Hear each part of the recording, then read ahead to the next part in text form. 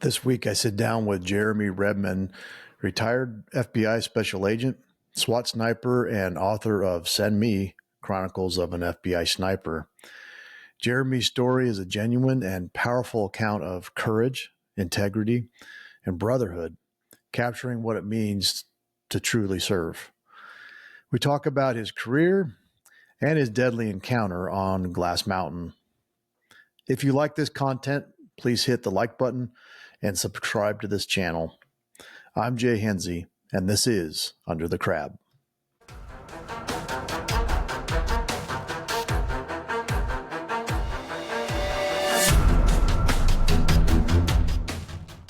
When did you officially retire from the Bureau?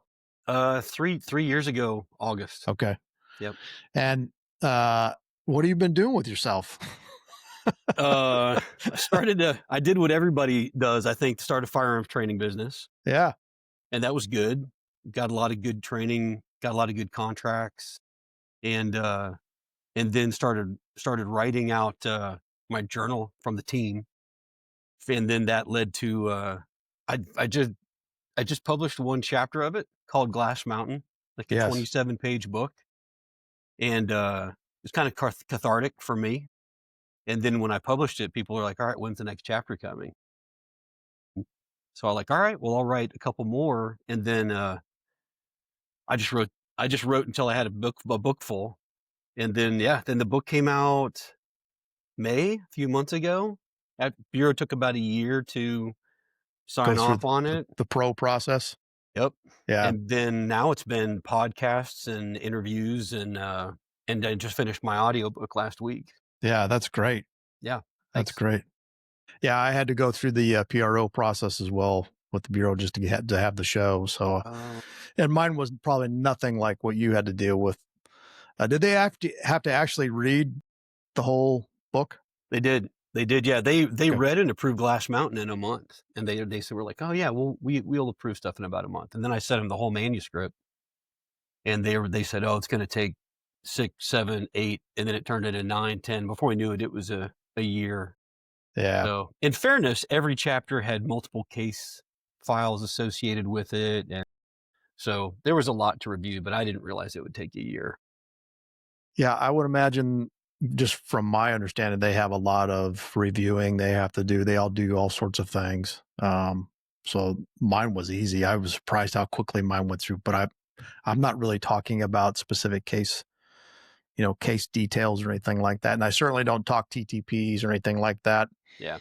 But, let's get into it. I always start off with reading my guest bio. And so, Jeremy was raised in a college town by a single mother. He graduated from the U.S. Air Force Academy and served as a sortie generation officer and a special agent captain in the United States Air Force Office of Special Investigations, and was assigned to the Air Force Special Operations Command. While in OSI, Jeremy was recruited by the FBI. He served in the FBI for 23 years as a special agent and spent 21 of those years as a SWAT operator, assault team leader, lead medic, senior firearms instructor, and sniper team leader. Jeremy was also awarded the FBI Shield of Bravery for his actions on Glass Mountain, which is detailed in your book. After completing 32 years of government service, Jeremy still actively competes in several shooting sports and provides firearms training to police and armed citizens. Jeremy is the author of Send Me, Chronicles of an FBI Sniper, and I have the book here. It was a great read, which is available now on Amazon. For more information, go to www.fbisniper.com. Jeremy has served in medical mission trips in Mexico, Ghana, Uganda, Togo, Ecuador, Haiti, Nicaragua, as a doer of the Word of God and follower of Jesus Christ. Amen.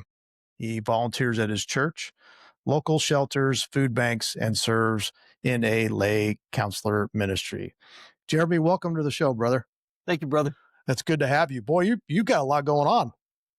Yeah, I can't slow down, apparently. So, well, you don't want to be bored, right? No, I don't want that. Yeah. Well, that was always concerns with fellow techs, and I try to address that in a lot of of my interviews is what can I do after I get done? What can I use my skill for? Like, where would I go? What do I do? And I know, a lot of guys, they don't want to just be washed up and done. They're leaving, an amazing line of work. One day they're something, and the next day they're a nobody. It seems like. Did you experience anything like that? I did. I think, dozens of men told me, "Hey, man, when you retire, it's going to be this honeymoon for a while, and then it's going to be rough." Okay, maybe for you it was. I think I'll be fine. I've got all these hobbies. I got a new business. I like shooting. I like flying. I got my friends. I like to work out. That's right. I've, You're a pilot too. yeah, I was like, I have a million things to do, so I'm not worried about getting bored. But I did underestimate the like you're you're out, you know? Like, Yeah. if you show up at the office and go, "Hey, can I," no, you cannot. You can't come in, you can wait in the lobby, we're gonna put you through the magnetometer. You're like, "Oh, I used to run this place. What are you?" So Yeah. that hit me a little harder than I thought, probably after 6, 7, 8 months that Yeah. you're outside. Yeah. You're not that guy anymore. Yeah, And a lot of your friends are still in there at the office or doing their thing. yeah. What what has helped you so far? I know you're busy, but being busy and doing hobbies and things like that, did you find that you still had that you missed that being dangerous part, Mm. that part of being an FBI agent that I mean, throughout your book, throughout your career, you did a lot of great investigations and you helped a lot of people and you did all these really cool things, even all the way down to did you even miss your gear? Yeah. I did. That's a good point. I've never heard about, saying missing being dangerous, because I did think, well, I'm retired. I've got all this opportunity to serve. So I started serving at our Daily Bread, which is the local food pantry, and Care Portal, which is like a foster ministry. Safe Families is a foster ministry, and volunteering at my church. Man, I had a lot of stuff going on. My days were really full, and I still felt sort of lonesome. Yeah. And we kind of struggle, like, what is my deal? I'm in a great marriage. I have a wonderful life. I have all these great opportunities to do things. But man, I don't think I ever heard it the way you just put it, that missing feeling dangerous. Because I had all these great friends, but I couldn't talk to any of them about, like going to shoot armadillos at 500 yards. They're like, what kind of crazy person shoot, I actually wrote an article for Havoc Journal called I'm Not Broken, I'm Dangerous. And it was about startle reflex. And about just, I don't know if you've ever had it, but like my startle reflex is pretty spun up, and it probably always will be. Yeah. Talk about Eh, that. well, it's just like after 32 years of federal service, hundreds of thousands of reps of, if someone touches your holster, man, you're going to latch onto it. You're probably going to go into an arm bar, and I still carry a weapon. I'm still a sheepdog at heart. And so I, I don't know. I don't know if you want to call it overreact, but I've reacted to someone touching my holster or startling me when I think that I'm alone. Even at church, I'm like, I don't want to be the weird guy that sits in the back row, but maybe I should just be the weird guy that sits in the back row, because that's where I can relax, like. Right. Yeah. So after I got startled pretty bad by someone who did it intentionally. They thought it was pretty funny. They had a good laugh about getting me spun up. And so I wrote this article for Havoc Journal called is originally just called Startle, but one of the lines in there is, I'm not broken, I'm dangerous. So I'm like poking a bear to come up to a retired cop or a veteran Yeah. and intentionally startle them Yeah. is it's wildly sadistic thing to do, Yeah. So yeah. That sounds like somebody who wasn't any of those things. It was exactly, that's always the case. Yeah. They have no idea. All they know about what we do is from TV. Yeah, and when I mean dangerous, like I think most men, even now, I'm 55 years old, and I don't want people to look at me as being weak or not dangerous anymore. When they found out I was, with the FBI, I was on SWAT, I was a bomb technician, like just my whole career, and then you go from that to you're not. That doesn't Mhm. mean you're not dangerous anymore. Doesn't mean you are not a protector anymore. Doesn't mean you can't take care of business. Mhm. on behalf of the American people. It's just now you're retired. That's not your daily thing. Yeah. Even Um, the word retired, they need a different word for yeah. what, like, you and where you and I are, like, early mid-50s, left that job, accepted your pension, and then still people are like, "I wouldn't retire at your age, sit around and do nothing all day." I'm like, Oh, what makes you that's think yeah. have you you don't see me at the gym, you don't see me out running, like, I'm the furthest thing from sitting around all day, but they're like, "Well, you just said you're retired." So, like, you sit on the front porch with a shotgun and drink tea. That sounds terrible. No. Yeah, I just am doing something different with my life. Now, I wish there was a different word than retired. Yeah, we'll have to think of something, but yeah, I agree. I guess my follow-up question would be, like all these ICE agents, if you were ever asked to go back, would you go back? I got that letter, man. Did you get the I letter from ICE? I did. Return to service letter? Yeah. I got a little tingly at first when I read that. I was like, "Ooh, I could go back as a senior 13, get back in the fight, round up a couple bad guys, be done in 12 months, go right back to where I am now." And everyone in my family was like, "You're joking, right?" You I was like, You're "I don't know." crazy. I was kind of I have a pretty sarcastic sense of humor, but I thought, well, if you got to onboard me, I probably have to take a polygraph, fitness test, shooting test, issue me a gun, issue me a card, issue me a credit. I got to have my creds done. We're going to be 11 Yeah. months into this. So when they finally onboard me, I'll be like, all right, boys, I'm out of here in I'm six out. months. Because, the Bureau, you get cases that you'd run a fugitive or a white collar case or a civil rights case. Those cases last 2 or 3 years and they'll suck the life out of you. So I was like, what's the worst I could do in a year? There's nothing that hard but yeah, I ultimately said no to that. Yeah. Well, even if the bureau, like I got four, I think it was 3 months after I retired, I got a call from the bureau. I could see the phone number and they're like, "Hey, your interview's, next week. Are you still available?" I'm like, "Interview for what?" And they're like, the RSP position here in Huntsville. I'm like, "I never applied for the RSP position. Who is this?" And it's like I thought about it for a minute, and at that point I was done. Like I was done, even though that wasn't an agent position, but it was still around that whole thing. Um, I realized at that point that part of my life was over. Now, fortunately, I still get to stay in my community doing other things with training, which has been that's been easier to let things go. Now it's just I'm doing something different, but I'm actually giving back to the guys and girls that I love in our community, in the bomb community. So now you mentioned you're a pilot, and I saw that. I think it was in one of the chapters you mentioned that you were flying a little bit, and I'm like, what is there anything that Jeremy doesn't do? Yeah. So how long have you been a pilot? Oh man. Well, first of all, you know how to tell if someone's a pilot. You heard this? Is it just ask them? They'll tell you. Yeah, they'll tell you. Yeah.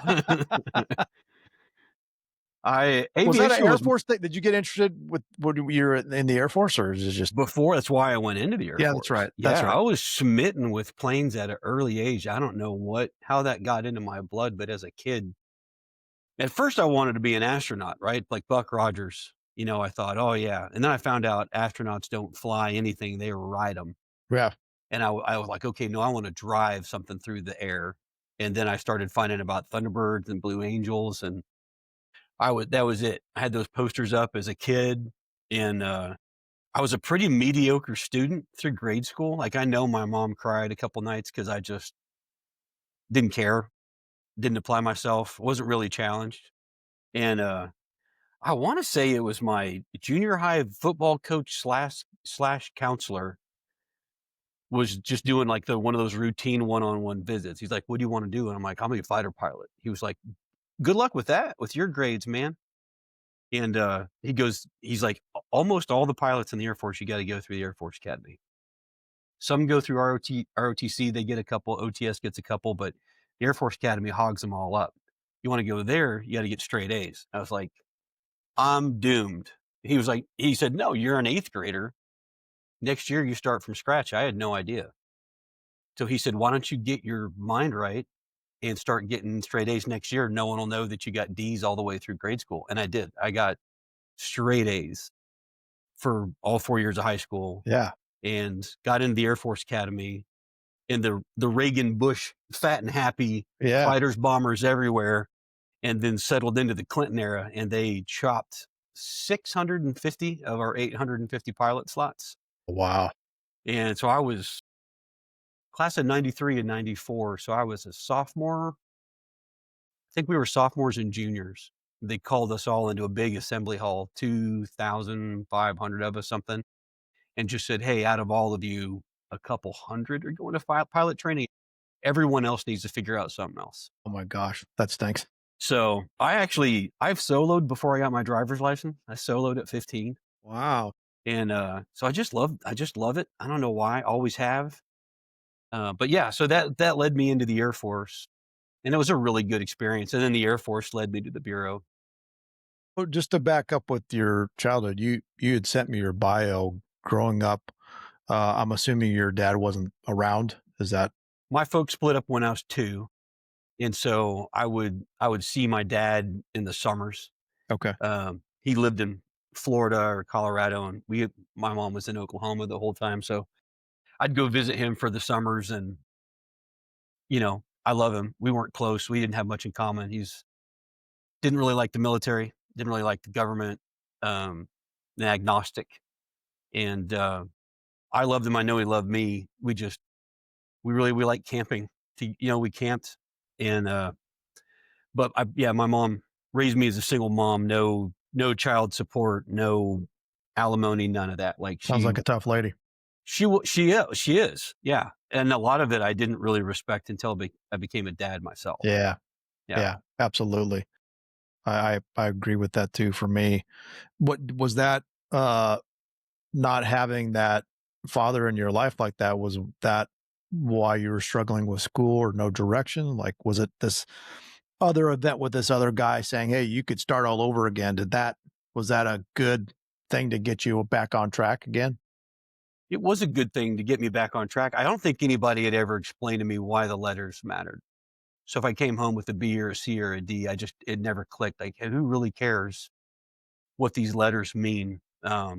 I was just always daydreaming. I would take my pencil and it was a rocket ship, and my eraser was a race car. And I just thought teachers were mad at me, but I'll tell you what made a huge difference in my life is my mom let me test for gifted and talented. I don't know if they do anything like that anymore, but they put me in classes where I was with the smart kids, and the teachers gave us really challenging things to do. And I bit onto that. I think I just wanted something tough to do. And then just someone telling me like, "Hey, you can start tomorrow. You can start from scratch and get straight A's and completely change your life." It's just like this fresh blank slate. And so I just jumped into it. So that one single moment kind of changed the trajectory of your life. It did. Yeah, absolutely. Yeah, if I'd have kept getting C's and D's through my, ninth, 10th grade years, I'd have been doomed. Yeah, I mean, I remember my dad. I always pushed against it because I wasn't great in school either. Now I got stacks of books that I'm reading, and I didn't care about school. I wanted to ride my bike. I wanted to be out with my friends. I was into all that, skateboarding, all that kind of stuff. He just said, "Hey, just go finish school, go get your degree, because you never know what you're going to end up doing. You could use that." Boy, he was right. I would have never done anything that I've done the last 35 years had I not gotten a simple degree. And I have never used it, but having gone through it and got it, that's what opened my journey to the FBI, which was great. Now, are you still flying? I do. Yeah. I was volunteering for Angel Flight, where you take patients that are can't afford to get where they're going. So cancer patients that can't fly commercial air, children that are like immunocompromised. Um, I just have like a little 4-seat plane, but it's still an opportunity to give back to people. And Yeah. it's 100% volunteer. You play for, you got to pay for the plane, the fuel, the everything. It's all on the volunteer pilots, but it's a pretty neat organization. Yeah, that's a great opportunity to serve. So you got through high school. Did you play sports? I played football my 8th, ninth grade year, Were you and, always a big guy? Were you I always had strong? big, strong legs. I think Yeah. that's just genetic. That's when I started playing football. I did not have a big upper body, but I could sprint and I could squat weights that I shouldn't have been able to squat at that age, and so the football coaches were all over me because I special teams guy. I can Yeah. run Yeah. really fast and then sit down winded, like trying to catch my breath. Right. Uh, but I love weightlifting. I don't know where that came from either, but it may have been honestly from that high school experience of just having football coaches show me this is how you lift, and just feeling like a sense of, physical strength gives me like a psychological strength too. Sounds kind of weird, but like I feel healthy and strong when I lift. Yeah. I Yeah. think that's the way we were designed Yeah. as well. When you don't work out and eat terrible, you feel terrible. Yeah. Yeah. So you got through high school, obviously, and where'd you go to school? Went to the Air Force Academy right away. That's right. So that was the whole time. Yeah. Okay. Colorado Springs for 4 years. Okay. And what was that like? It I was read the story. You yeah. have a real good accounting of that life in there. Yeah. It was an honor to go. I don't know if everybody knows this, but it's scholarship only. You either get a scholarship to go there or you don't go there. I didn't. So Yeah, I didn't know that. everyone they picked is an academic scholar or an athletic scholar or both. And I thought I was pretty smart, and I thought I was a pretty good athlete. I got really good grades in high school. I got good ACT scores. I was stronger than most guys in high school, and I went to the Air Force Academy, and I just got my feet kicked out from under me. I remember I remember them telling us a couple things. They did this stereotypical look to your left, look to your right. One of those won't be here when you graduate, or you. And it really was. They bring in 1,500 freshmen with the intent of kicking out 500. So the day you get there, they don't want you to stay. They're trying to figure out how to cut a third of Had to your get class. rid of you.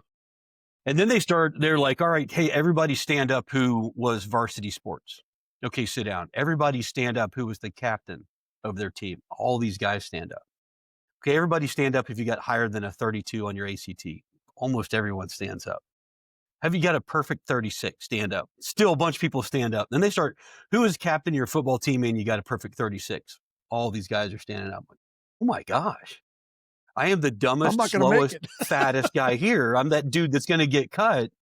What did I get myself into? It was 4 straight years of being humbled because they don't screw around when they recruit people for that place. So it was 4 years of like, man, I just hope I make it. Yeah. Yeah. Well, and you did, and you went on. And so talk about this being a sortie commander. Is that what it is? Not Sortie generation officer is that's what sniper. we like. That's what our real title is in the Air Force. If you're not a sortie generation officer, they call you a maintenance officer. Okay. But my duty title on my OPR, officer performance report, not bureau, OPR, said sortie generation flight commander. That sounds way better. Way better. Because I remember my mother-in-law heard I was going to be a maintenance officer, and she's like, "Oh, it's sad. What does he have to clean?" I'm like, "I'm going to be launching multi-million-dollar jets. I'm going to inventory nukes. Like I have nuclear weapons in my inventory.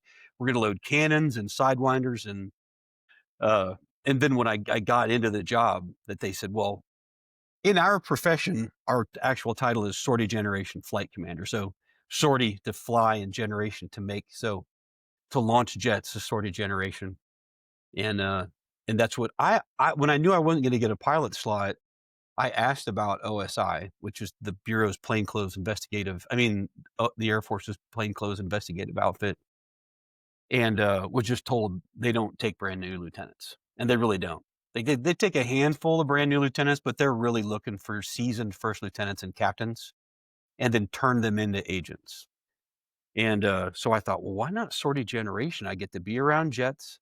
I get to be outside. I love being outside. I love being around people. So I'll be in a squadron with all these other guys out kicking tires, lighting fires. My roommate got sortie generations, F-15s, Eglin Air Force Base, Florida. Yeah. Got married, got a nice base house. He's out listening to Afterburners and strapping AMRAMs onto jets. And I thought, what a great deal. I opened my envelope and I get Grand Forks, North Dakota. Sorry to everyone who's really excited about that. Yeah. And I get KC-135 tankers, Oh, refuelers wow. for Yeah. my first assignment. Yeah. And my wife and I elope. If I find out later, she cried about my assignment. But I'm literally sometimes knee deep in snow trying Yeah. to just get the jets to run. And there's nothing sexy. There's no bombs. There's no missiles. So Planes and fuel. it was a good experience, a really good experience. I mean, I kind of talk about it in the book. You get leadership experience real quick. Oh, yeah. Yeah. I was a 21-year-old second lieutenant, and they pair me up with a 45-year-old E9, and we were peers, technically. Technically, I am his boss, but this guy can build the jet by hand with a screwdriver and some baling wire, and I'm just an idiot right out of the Air Force Right. Academy. But luckily I had Chief Michael Steen. If he ever watches this, that dude changed my life, because we sat down one day and just sort of had to, I know I'm technically in charge. I know I don't know anything. Can we just both back each other up? And Yeah. it was awesome.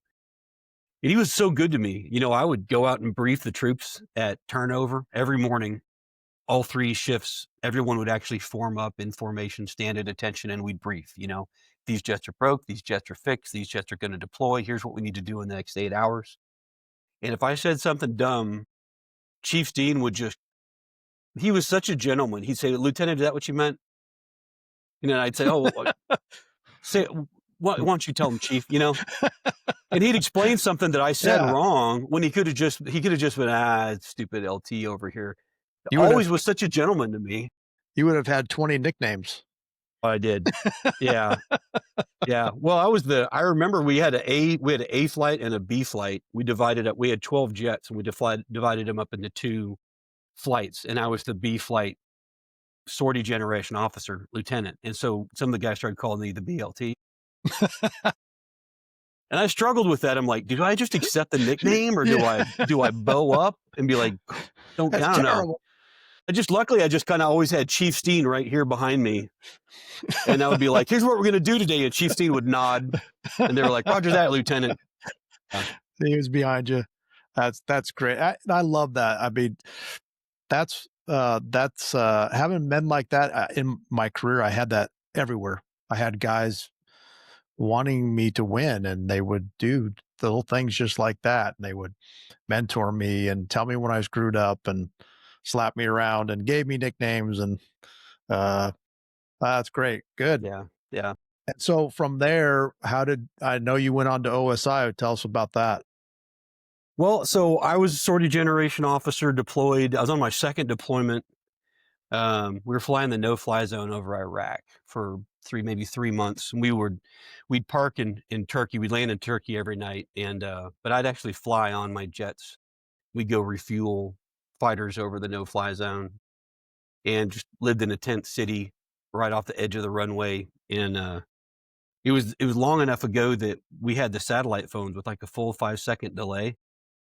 No one had cell phones or anything. So I'd go down to the base ops and check a 15-minute block, call my wife in Grand Forks, North Dakota, where I abandoned her.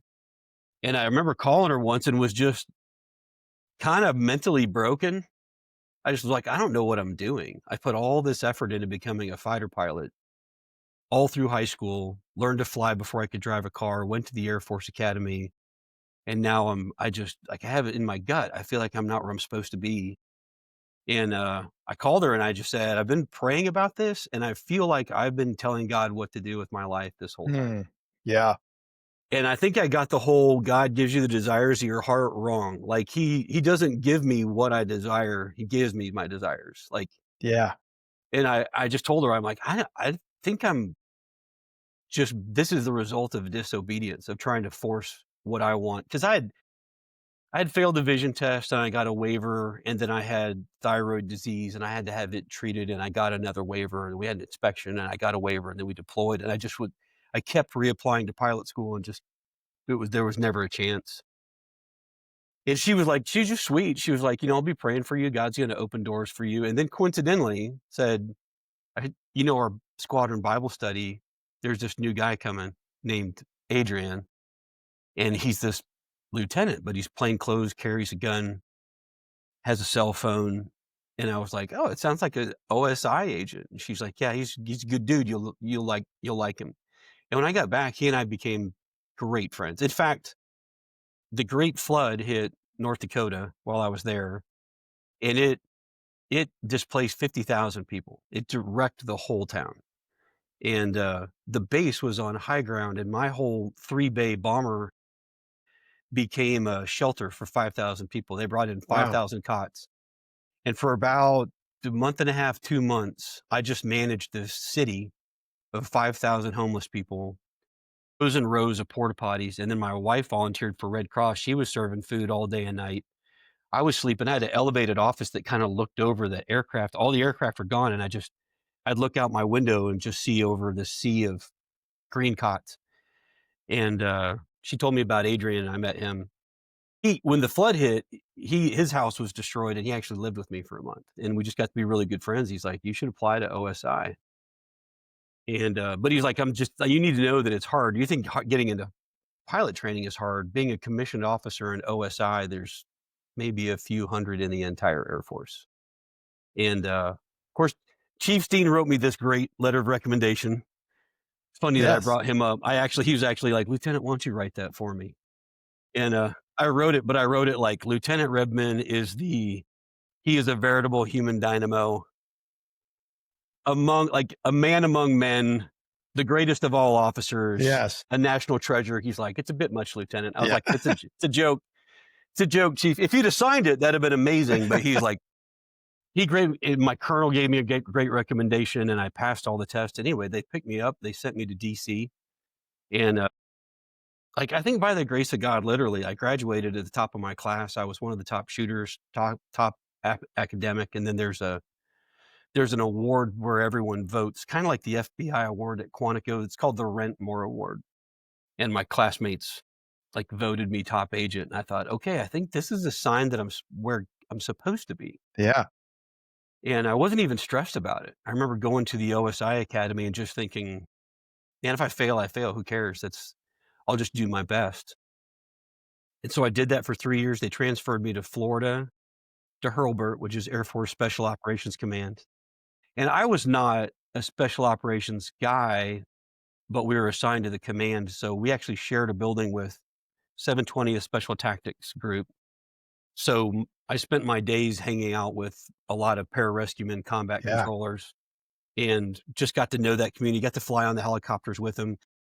Our wartime mission was field interrogator. So our peacetime mission was counterintelligence, white collar crime, violent crime, drugs.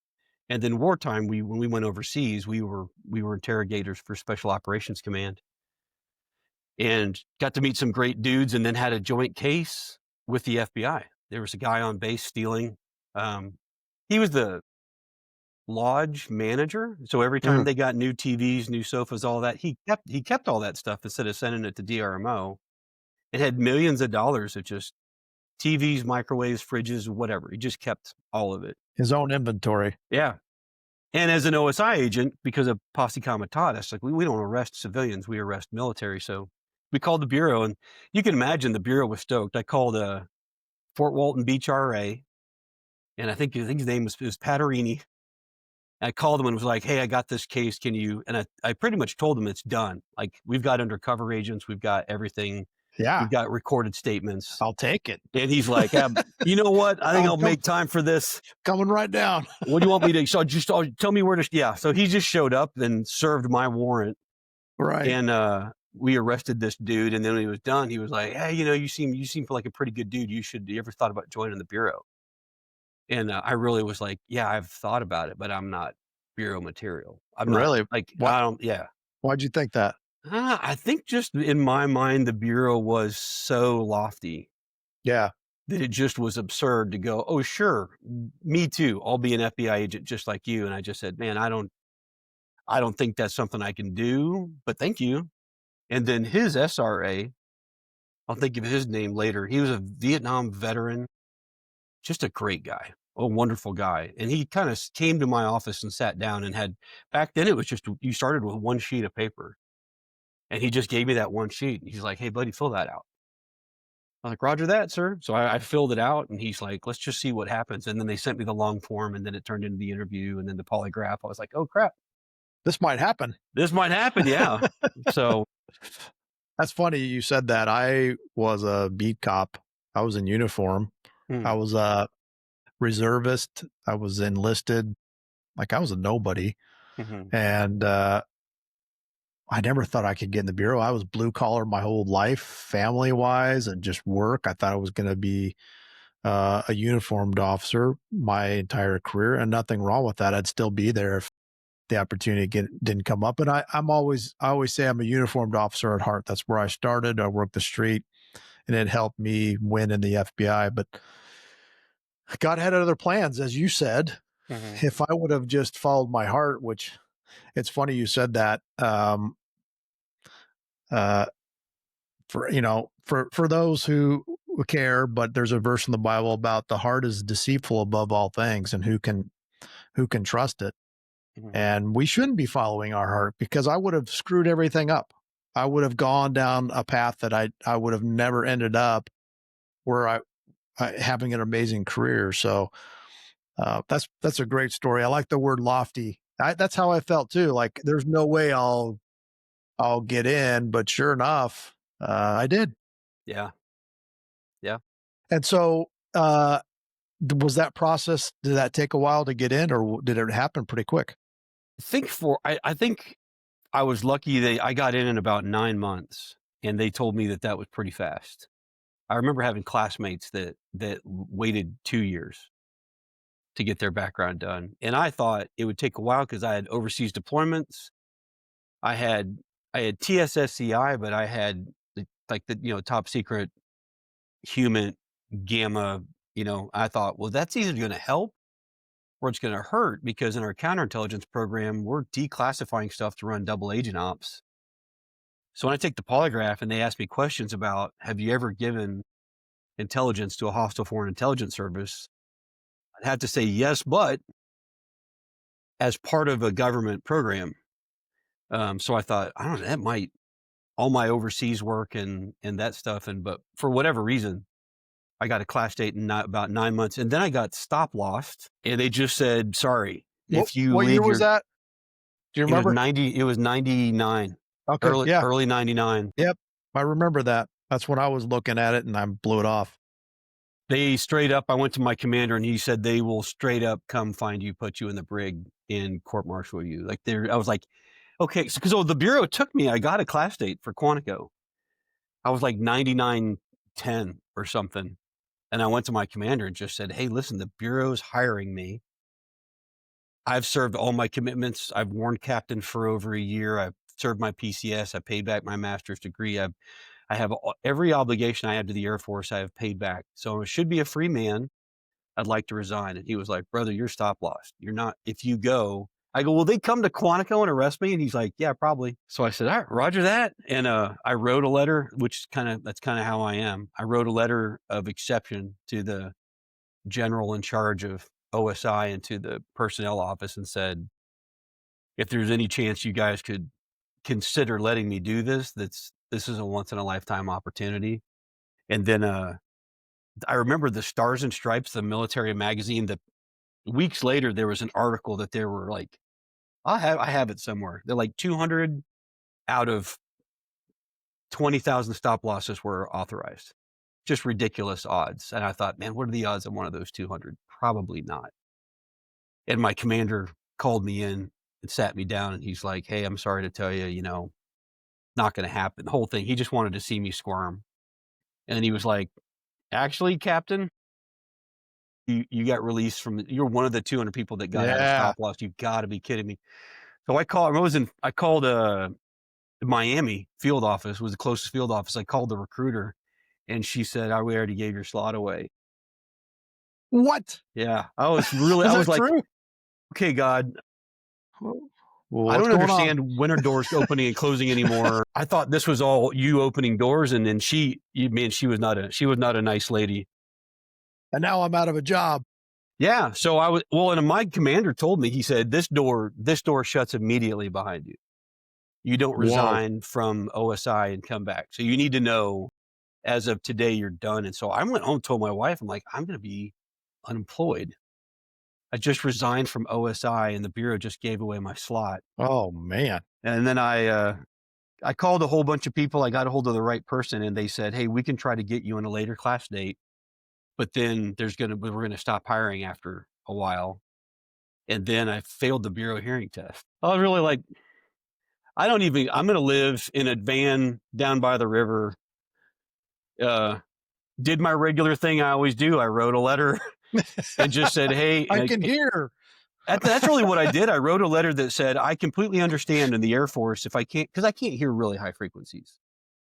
And that was probably just being around jets for 3 years. They gave us foamies. And then we walked around jets for 12 hours at a day. We rode in the jets with that all the time. And then I got an OSI and we fired with just foamies. We'd shoot 10,000 rounds a year. And so, but anyway, I wrote a letter and said, I can hear everything a human voice can produce, but I can't hear high pitched squeals. And someone in the Bureau was like, yeah, fair point. You're in. Wow. That's Yeah. So great. after all that, they got me 99-19, which was the last class of the fiscal year. And the rest is history. So I don't think it was supposed to be an easy path for me. Well, that teaches humility, right? And Yeah. trust. Yeah. Did you Yes, trust God a little bit more after that process? for sure. Yeah. I don't think anything drives me to prayer more than being scared for my future when my prayer life falls off the cliff when I'm cocky. Yeah. Oh, yeah, absolutely. Mm-hmm. Well, James talks about that with trials. Always brings us closer to God if we let it, Right. unless we blow it off, and then we got to deal with the consequences. Right. So you went to the academy and your first office? First office, Oklahoma City, first and Okay. only office. Went Okay. straight to the Norman RA. Okay. And they told me that. My field counselor said, hey, you're former military, former law enforcement. You're going to go to the Oklahoma City field office, but you're not going. I can guarantee you're not going to headquarters, and you're probably not even going to the Tulsa RA. You're going to go to a 2 to 3 man RA somewhere. So they sent me to Norman, which is where my wife grew up, which is nuts. Really Yeah. interesting. We met in Colorado. We dated while I was in tech school in Texas. She followed me to North Dakota, waited during all the deployments overseas alone in North Dakota, 3 months during OSI Academy, followed me to Florida, waited, another 4.5 months for me to finish Quantico. And then I called her on assignment night at Quantico. She was visiting her mom in Norman. And I was like, hey, babe, I got the Norman RA. While you're there, go pick out a house. She was like, you call me back when you're ready to be serious. Bam. Hung up. And I was like, called her back. I was like, I know it sounds crazy. She's like, you're telling me out of every place we could possibly go, and out of your field counselor telling you there's a 50% chance you're going to New York, and we're going to my hometown. Mm-hmm. So yeah, so we were in Norman for 8 years. And then I somehow convinced her to move to Stillwater, which is my hometown. And I spent the next 15 years in Stillwater. So a lot of guys hated me. They were like, how in the world did you spend your whole career in your wife in your hometown? I was Yeah. like, no one wants to live in Oklahoma. That's 100%. There's just no OP list to Oklahoma. So That's great. I had this similar experience. I got Kentucky, but since I was a cop, I think, pretty sure, I got sent to the London RA, which is Eastern Kentucky. Yeah, drugs. I had 3 federal prisons. I worked dope. I worked at all bank robberies, bombing matters, because I was already a bomb technician. And so I was busy. It was great. I learned a lot. Great RA. Got on the SWAT team there, 14-man team, just a great team, solid team. And then I fell under the 3-year large office wow. thing. Yeah. And so my boss, I got along with my boss really well. And when I'd always go up to headquarters city, I always go in and talk to the ASAC, and he was from Arizona. So we had something in common. And he told me, hey, when your 3-year thing comes up, let me know. I'll try to put a good word in for you. And I was like, okay, sir, thanks, whatever. Appreciate it. And, we did a lot of praying about, where we'd go next. I didn't want to go to some big city, and I had 3 little kids, and my wife didn't work, and she did. She worked at home full time, which was great. And that time came up, and my my boss told me the story later. My boss from the RA was up at headquarters city, and someone called, and they were looking for him to ask me about what I did on the squad. And they said, yeah, he got received orders to Los Angeles, and we just wanted to see where we're going to put him, what squad. And he's like, you know what? Let me call you back. Went right over to the ASAC. Talk about timing. Walked right over to the office to the ASAC and said, hey, sir, I just found out that Henze got orders to LA, and I remember him telling me that you said you'd put a good word in for him. Can you find out anything? And little did I know that that ASAC was really good friends with the unit chief back there that made all the decisions, and called that person on my behalf. They ended up ripping up the LA orders and giving me orders to go back to Phoenix. And I couldn't believe it. I didn't know the story. They called, and it was an amazing story. And then it got even better in that the recruiter who recruited me called me from Phoenix. So we're all excited. I get a call a couple weeks later, and the recruiter who was acting ASAC called me. He's like, hey, do you remember me? I recruited you from the PD. And I'm like, yeah. And he said, look, I'm the acting ASAC for probably the next 6 months. I have to put people wherever. And do you want to go back hometown to Tucson? Do you want to go back there? I'll amend your orders. Yeah. I ended up back in Tucson for another 7-8 years. And so good things happen. Yeah. God makes things happen on our behalf. And what the Bureau said they were going to do, God had other plans, which was really cool. Cool, man. All right. So you got in, you're there, and how did SWAT happen for you? What did that look like? I was wanted to do? Yeah. Yeah. That guy, Paterini from the Fort Walton Beach RA, I remember we were doing another joint case, and he's as mad as he could be because he got assigned a Monte Carlo or something, like a 2-door car.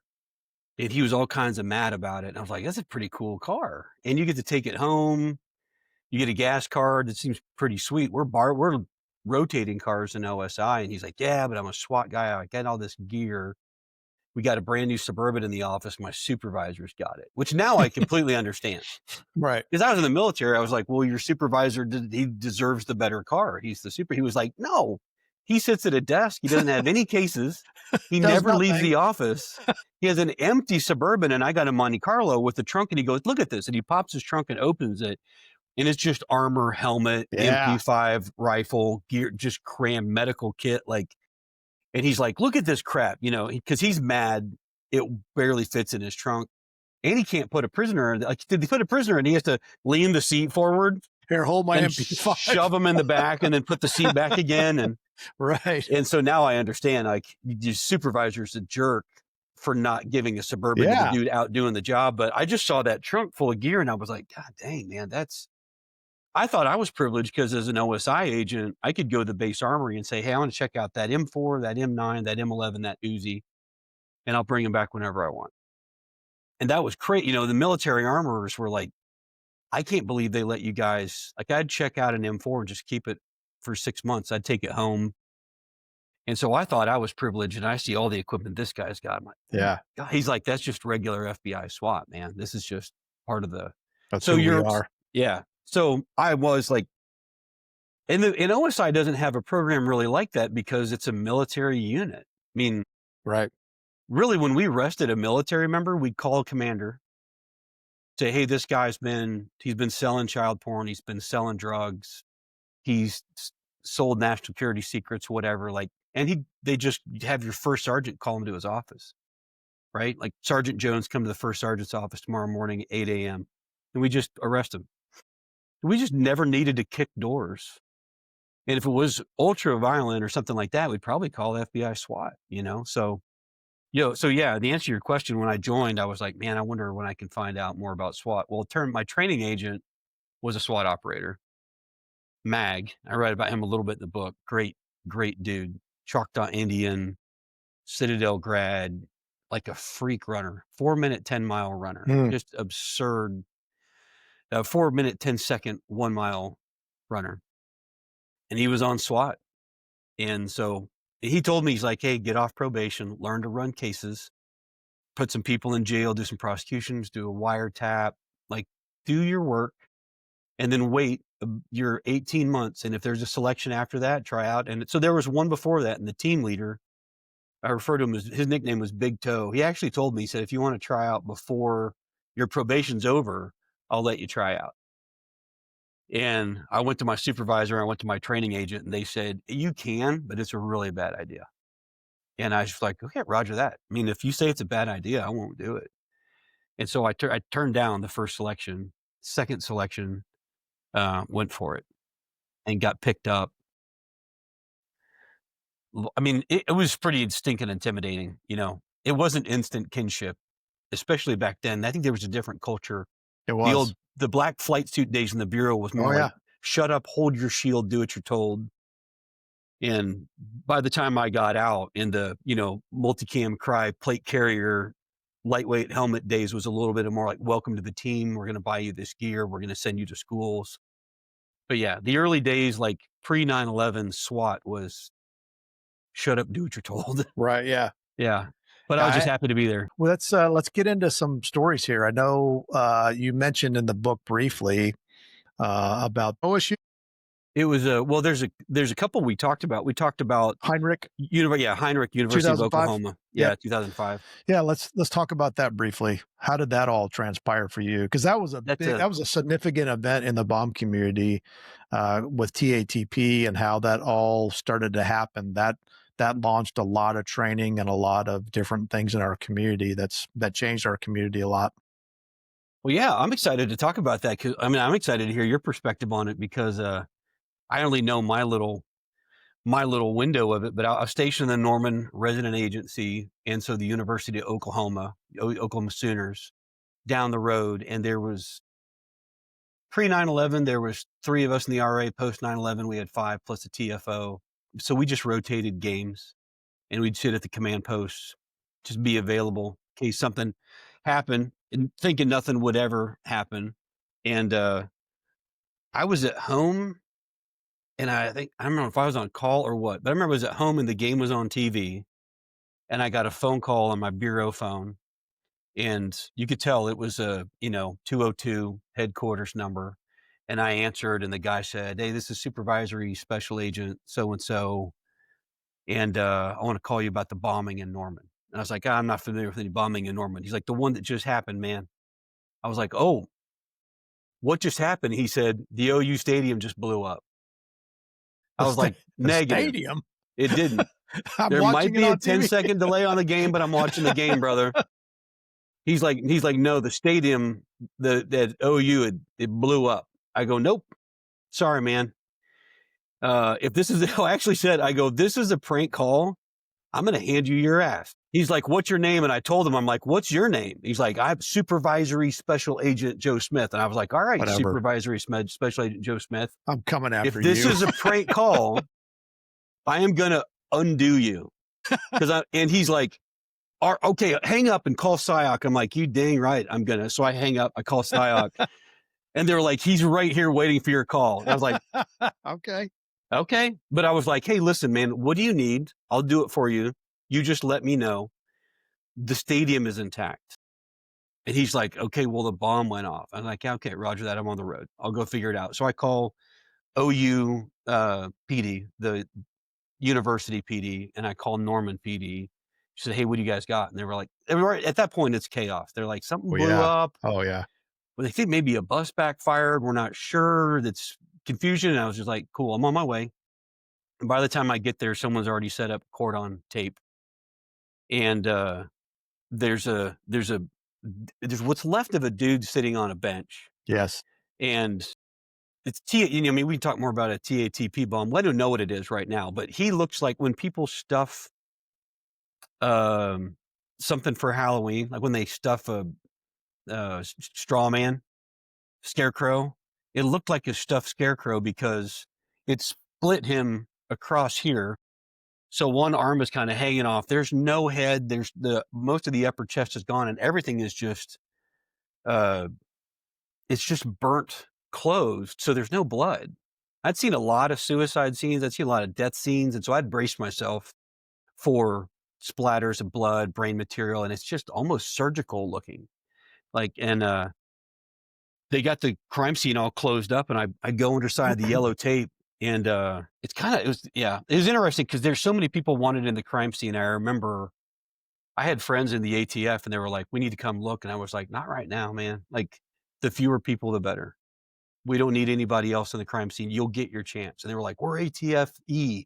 This is your job." And I'm like, "Man, I respect you. I get that. FBI bomb techs are on the way, and the ERT's on the way. And right now, just trust me, the fewer people." And I remember some of them were pretty mad at me. The police department was great. They were like, "Yeah, sweet. No, we'll stand over here." And so I just kind of reviewed the crime scene and thought, okay, this dude got blown up. And a weird fact, on the campus at that time in the University of Oklahoma, they had a stray cat problem on campus. There were just stray cats everywhere all the time. And I was just kind of looking over the whole scene, and I see a stray cat trotting along with something in its mouth. Boy. Yeah. And so I trot up next to it and I take a look, and it looks like human skull. It's just Oh, trotting around with a piece of human skull. And I'm like, holy crap, that cordon is not going to keep the cats out. yeah, they're And I kind coming. of look around, and I can see there's debris up on the building. We ended up Yeah. finding some cranium up on top of the building. Yeah. And one of those moments where you're, as a street agent, you're like, man, if no one's in charge, I guess I am. Yeah.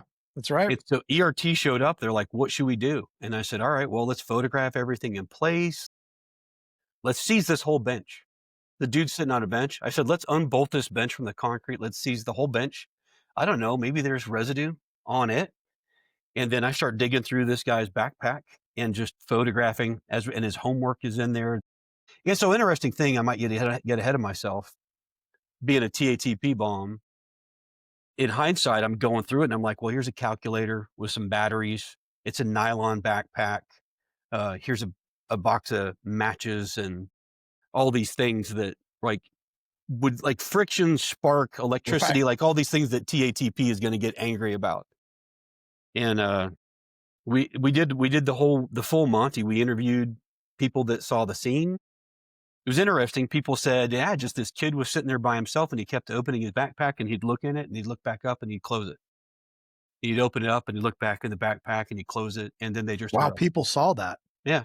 Interesting.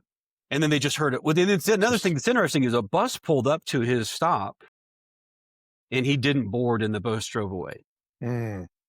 And people were like, yeah, and then I just heard a pop, and I turned around, and he was all mangled. But it was a very, like, a pop. No one said, it wasn't a kaboom, kablowy, it was pop. And so I remember we finished that crime scene, turned it over to ERT, let them do their thing. Everyone is spinning now. A JTTF supervisor showed up. The U.S. attorney showed up. Oh, yeah. We had an ad hoc command post, and then they set up a second ad hoc command post, and then managers were arguing over who got to keep their command post because they didn't Sure. want to combine them. Meanwhile, I'm like, I'm going to go back to the RA, and I'm just going to start running all the names in this guy's backpack. And just I run every name in the backpack alone in the RA. Now it's probably midnight. And I called up a friend of mine who's a supervisor, but not the JTTF supervisor, because he was overwhelmed. And I just said, I have a list of like 75 people from this guy's Rolodex, contact book. And I've run them all through LexisNexis. I've got all their addresses. Can you just give me like 25 agents and just dole these out? And let's just, starting right now at midnight, I don't care. Let's go start knocking on doors and just go, hey, do you know Joel Heinrich? Yeah. And go talk. His dad was in Denver, I think, called Denver, said, hey, can you go do the notification? And then we went to go search his place. And I have a vague memory of searching the place with Barry Black, who Yeah. our lead bomb technician. Yep. Our careers overlapped a lot. And I remember we did sort of a tactical clear, like we knew he's not in there, but let's just be safe. Yeah, absolutely. And the first time I've ever heard of TATP, triacetone triperoxide, right? Yep. Yep. But I guess Barry just he just knows it from seeing it. Oh, yeah. There are Yeah. some clues too. I have some pictures from it. I did a briefing. I do a class for Oklahoma State University on WMD, and I have some photos from it. So there's actually like a peroxide bottle and hair, yeah, peroxide from like a hair product. And so, but Barry, he's well trained. He keys in on all that, and he's like everyone out. Yep. And I was kind of hesitant. I was like, well, let's just. He's like, Mm, no, that was very wise. everyone out. I was like, all right, Barry. You know, I was overreacting. I'm like, how bad can it be? And Barry's like, that stuff will, if you sneeze, that stuff might. I guess so. He said it continually degrades and becomes more, Yeah, uh, what like, volatile, yeah, more volatile. more sensitive. Yeah, Yeah, there's a lot of things if you let it go, or it depends on the configuration that it's in. If it's still being cooked, if it's sitting there, if it's in a fridge, if it's out, there's all. If they added something to it, those are all concerns that we would have for sure.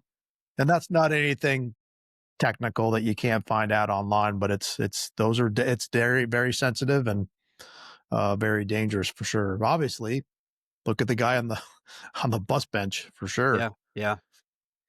Yeah, that was a significant event. Go ahead if you have more to add to that.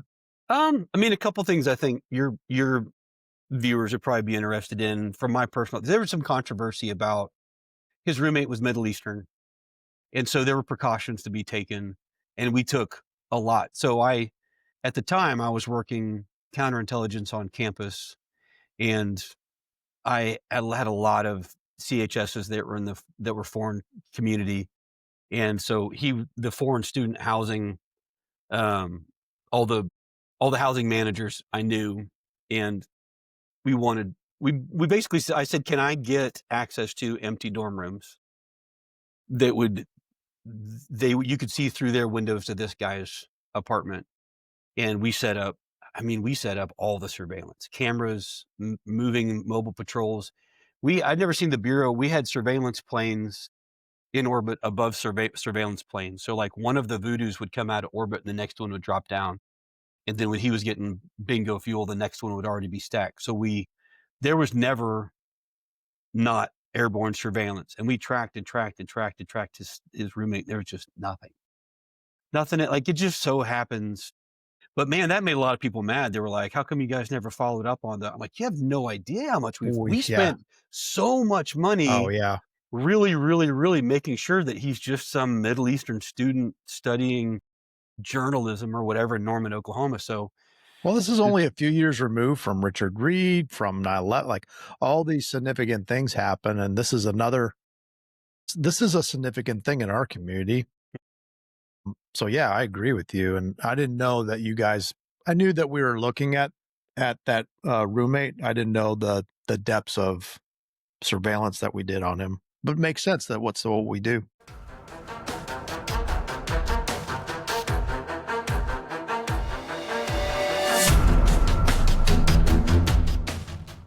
and the thing that struck me about this kid is there was no frag in the bomb. It didn't even try. No nails, no BBs, no ball bearings. And then we found notes in his place where he had practiced.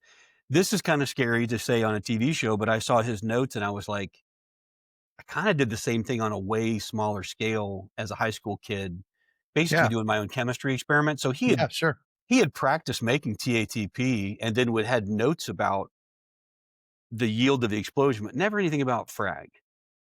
So when people were saying, well, they really dropped the ball on that guy, a Middle Eastern male subject or roommate, and it was clearly a terrorist bombing. And I thought, man, I don't know. I went and pulled one of the things in his backpack was a receipt from Walmart. So I went to Walmart, talked to the guy, I said, hey, let me go through all your surveillance. By the way, if no one knows, surveillance cameras in Walmart are amazing. You had Walmart. Yeah, like they could zoom Okay. in to people signing checks. I was Really? amazed. And so I just said, hey, this guy came in this date, this time. And they're like, yeah, we can show you what he bought and when he bought it and how he paid. And I'm trying to remember, I think he bought like a bunch of bananas and a trash can. And my undergrad is in psychology. I'm no expert, but I thought, yeah, that guy didn't plan on dying tomorrow. right? Yeah, I'd right. have bought malt liquor Yeah, and a right. case of Snickers bars. Who needs a trash can? Like, Yeah. I'm gonna blow What's myself up tomorrow. And then but I went to Ace Hardware. I got video of him getting the acetone, the beauty shop where he got peroxide. I mean, I put all that together, and when the whole thing was said and done, one, he had some pretty we read, so my sniper teammate, Mackie, in my book, he was my teammate, on top of Glass Mountain during a lethal encounter, and then several missions, and we're still really great friends. Mackie was a cyber guy, so after the search warrant, we got this guy's computer. Mackie actually went through this guy's computer, Oh, okay, yeah. and he was a cyber agent. And there's a lot of sad stuff about him just saying like he didn't belong, no one liked him. Mm. He wrote this letter to a girl where he had, I think he like helped cater something for her sorority, and it was just like, I know you probably didn't recognize me, you probably didn't notice me. It's sad. So, but I just guess I just wanted to like proactively deflect. I remember afterwards there was a lot of stink about, man, how come they didn't follow up on that investigation? I thought, you have no idea. Most people don't. They just assume. Yeah. There's a lot of effort that goes into these investigations. So, yeah. So tell I me about the TATP and how that affected the bomb tech community. Well, that was a significant event because one, initially, is this a suicide bomber? Was he testing to do a test run, or was he actually, obviously he had the product? Was he there to attack a bus? And so all these, as a SWAT guy, bomb guy, we all think, hey, we need to train for this. Like, what does that look like? How are we going to deal with now this potential threat of not only the TATP and the lethality of that, but do we need to be concerned with suicide vests? Because we're seeing that overseas. This was in 2005, so we're already seeing things in 2003 in Iraq.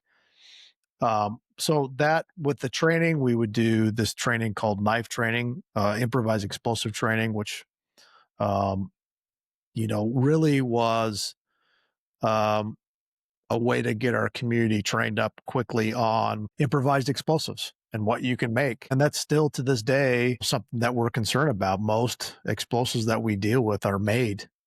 It used to be when I first started, in Arizona as a tech, the explosives that we dealt with were stolen from a mine. And rarely, were they placed in a device. It was always something that was mixed or made that you would target somebody with, or a pipe bomb, which is still the most significant IED in America. So that was a significant event. And we read a lot into that. What was it? What was he attempting to do? Or was he just this kid that was a loner, messed up, terrible life, whatever? Mhm. Obviously, he was smart. And I have found over the years a lot of these similar traits with people. They like They're very curious. They are very smart. They like to mix things. They like to come up with their own recipe books. You can go on the internet and find all sorts of things like that. So there was a concern, and it ramped up our desire to learn more about improvised explosives for sure.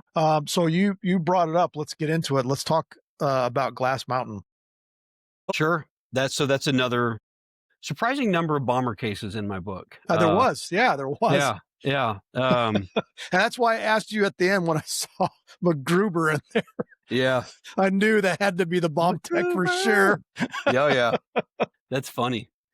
Uh, yeah. So Glass Mountain started with a phone call. It's like 11 o'clock at night. I'd put my daughter to bed, and my wife went to bed early. And a lot of times I would stay up and I would just get my calendar out, and try to figure out my days. This small RA on SWAT, I just a lot was just always busy, and so I was trying to kind of get my life organized, and the bureau phone goes off, and it's my team leader, Little Toe. He's the team leader at the time, and he just says, "Hey, this guy's a fugitive.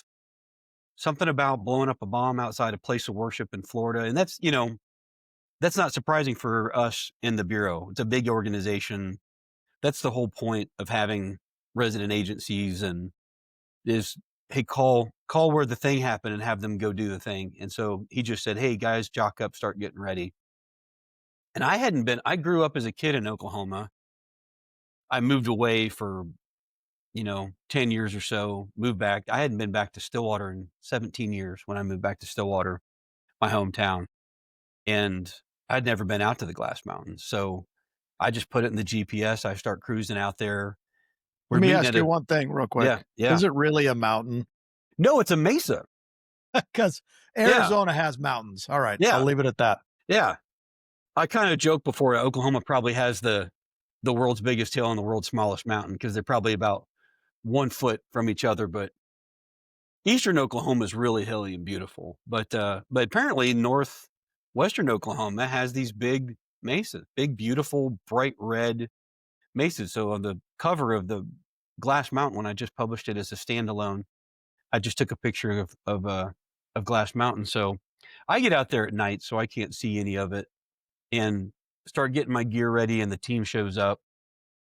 The team leader comes out, and it's long enough ago that we don't have a lot of the technology in the bureau, but it exists. So my team leader gets out his iPad with cellular service, his personal one, and starts looking up topo maps and satellite imagery. And we punch in the coordinates from this guy's location. We get, location from coordinates that that the bureau told me I'm not supposed to say how we found them, but like, Right. but I'm not supposed to say we put these coordinates in. And he just really, like, he points to it and he's like, my nickname on the team was Money. And he just said, Money, go. He's like, Is it go. money or J money? Well, J Money. And then it just got shorter. Started as J Money. A lot of the guys would still call me J Money, or J they money. would, on an email, they would put $J$. And so I embraced it. Uh, he's like, hey, Money, go get another sniper, go find this guy. And so, and what I liked about that is I felt like I was trained and prepared for that. Yeah. I knew how to navigate at night. I knew how to stalk. I knew celestial navigation. I knew how to shoot. I knew IR, flood, long range distancing, light. I mean, all that. I was like, I remember thinking, man, I totally know what to do. Yeah. How lucky am I that I've had a career where he just goes, go find this guy. And I was like, yeah, roger that. I go get Mackie. Mackie's like, yeah, man, let's go. We get in. This park ranger comes down and he says, well, these big mesas everywhere. They call them mountains, but they're mesas. He said, if you climb up one of these, you can see for miles.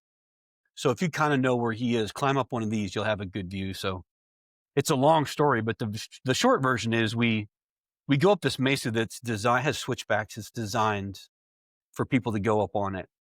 And we hike 800, 1,000 meters north on this mesa, and we stop, we scan, we stop, we scan. I'm checking my GPS.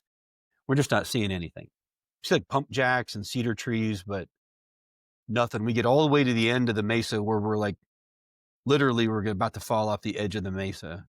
And I'm just frustrated. I'm looking at Mackie and I'm like, I don't know where this guy is. He should be right there. I laze it. I'm looking through my binos. I'm looking through IR floods and I'm like, I don't know why, if he's right there, why can't I see him? Mackie's like, man, I don't know. And then the sun comes up. The sun's coming up and hitting the side of this mesa in front of us. And it's a fluke optical illusion. But the top of the mesa is exactly where the horizon is. So I can see the horizon at night just because of the stars. It was a moonless night. Oh, okay. But the top of the mesa lines up with the horizon. And so from the mesa down, it just blends in with the prairie. It looked like this Wow. big, dark patch of prairie. So when I'm hitting it with an IR flood and looking through night vision, I'm hitting this mesa in front of me and I'm just getting back black, dark green. And then the light hits it and I'm like, son of a gun, dude, there's a mesa. I whip out my laser rangefinders, bam, fire it off. It comes back 700 yards. I'm like, all right, cool, 700 yards. Pull my GPS out. And our ET had been updating coordinates as they got more precise. I punch in so grateful that I had like hours of experience practicing with the GPS. Well, yeah. Punch in the Yeah. GPS, get the coordinates, and it's 800 yards north. That mesa is 700 yards for me. And I just eyeball it. And I'm like, that mesa is 100 yards across. If that dude is anywhere, and like before I can finish the sentence, Mackie's like, he's on the other side of that mesa. I was like, crap. Yeah. And then the bureau plane, which the code name was Voodoo. Yeah. Voodoo. Voodoo shows up, and it's one of my like really good friends, Al Carpenter. We joined the bureau about the same time. We retired about the same time. wonderful dude, Chicago police officer, IRS CID, wonderful Christian family man. It's a crazy small world. His son is now a pastor in my hometown. And he's in the plane, and I'm trying to get him on the radio, finally raise him on the radio. And I'm starting to look around. There's a bunch of mesas. My first thought, I was going to say, hey, Voodoo, this is Sierra One. Do you see me on top of the south of these two mesas? And I look around. I'm like, there's a bunch of mesas. And he's northeast of me.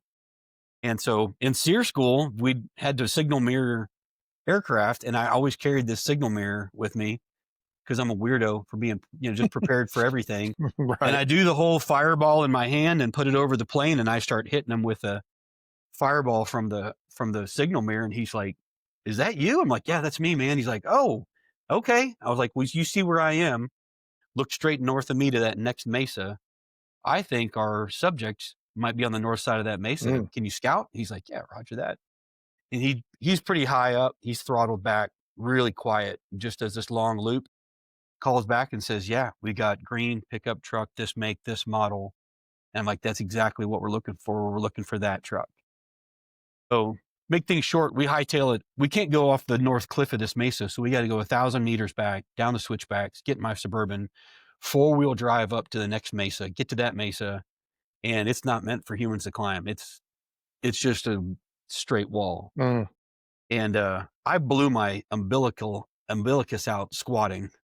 And so I have a hernia, and I'm slated for surgery the next morning. My gosh. And so I'm like, I'll just be honest with you. I look at Mackie and I'm like, let's just go up the side and Overwatch. And he's like, nah, man, we're going straight up to the top. I was like, I really feel like we could get good Overwatch for the team if we just did and he's like, nah, man, we're going straight up. I was like, all right. I sling my rifle on my back and all my gear, and we just free climb about 20 stories. And at one point, I really think I'm going to fall to my death. That's this is bad. stupid. Yeah. I don't know what I'm doing. I lose it. And he actually like holds me up, and I re-get my position. And we finally get to the top. I take my pack off. We get really prone, and we low crawl, like skull drag up to the edge of this mesa and peek over the edge. And sure enough, man, there's this pickup truck. Wow. Yeah. And this tent. And it is no man's land. It is ravines, and he's driven as far as a car can possibly go. And then he's hiked about 50, 60 yards up towards the mesa and then pitched a tent. And so we set up an observation post, lays it. We're about 210 yards from him, hypotenuse. And we just start collecting data. Call back. Hey, we got eyes on. Check the license plate, run the license plate. That's our dude. That's make model. This is what the dude looks like. Zooming in, trying to take pictures of him. And we're just sending data back to the team. Here's a way you could approach. Here's what the dude looks like. Here's the way the vehicle is oriented. I think we had Blackberries. I'm trying to take pictures and send them pictures with my Blackberry. Terrible. It was so bad. The little QWERTY board. It's so bad. I'm just trying to get him intel however I can. And so I'm trying to get all this data back to him. They come up with a plan. And they finally come out, and the vehicle we have old surplus MRAPs, mine resistant. Yep. I remember those. Protected. Yeah. And as you know, it was better than nothing. Oh, yeah. We had nothing before that. It was 15 dudes trying to get behind one engine block. Yeah, it's bad.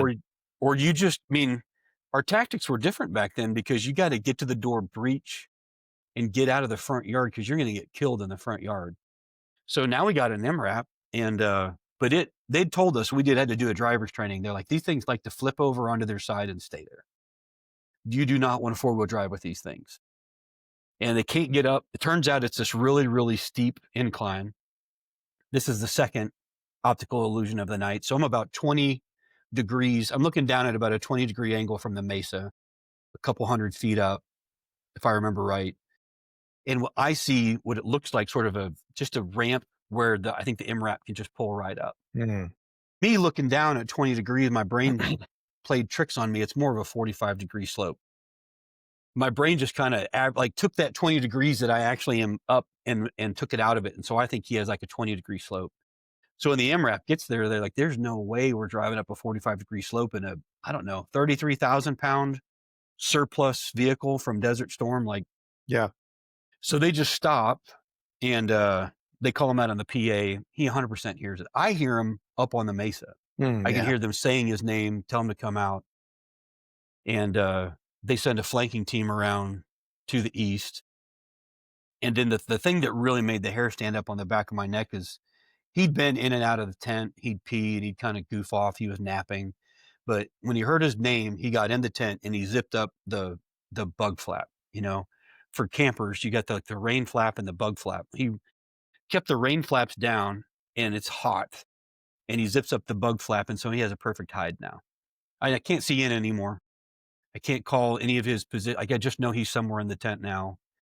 And as it turns out, he's armed. And so the hair sticking up on the back of my neck was a good instinct. And I remember telling my teammates, man, don't approach. I think as soon as you come through the briars, he's going to light you guys up. There's no other reason. He heard his name. He heard it's the FBI. He knows he's the dude that set the bomb off. If people told us he's armed with an AK-47. You can't approach on foot. No. So we called our bomb tech and we were like, hey, you got that big honking robot?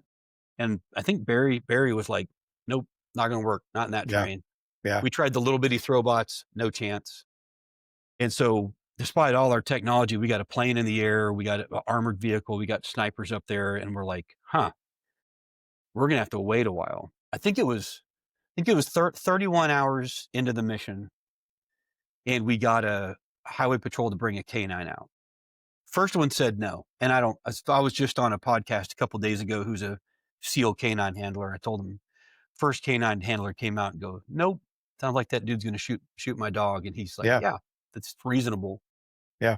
The dog's not bait. And then the second one, I don't know the conversation. I'm on the mesa the whole time, but I guess the second trooper comes out, they have a conversation. And I think he tells him like, yeah, I'll do it, but it's by my rules.